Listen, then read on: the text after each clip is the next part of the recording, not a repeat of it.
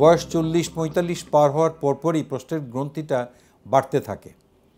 এই বাড়ার ফলে প্রস্রাবের রাস্তাটা যেহেতু প্রস্টেট গ্ল্যান্ডের মাঝখান দিয়ে আসে, কাজেই এইখানে চাপ লেগে প্রস্রাবের বেগটা কমে যায়, অনেক ক্ষেত্রে প্রস্রাব বন্ধও হয়ে যায়।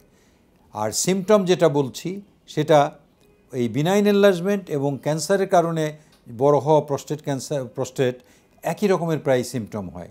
যেমন প্রস্রাবটা পুরোপুরি না হওয়া, থেমে থেমে হওয়া, মনে হলো যেন প্রস্রাব করার পর কিছু অংশ প্রস্রাবটা ভিতরে থেকে গেল, শেষের দিকে এসে অনেক ক্ষেত্রে প্রস্রাব একেবারেই বন্ধ হয়ে যেতে পারে।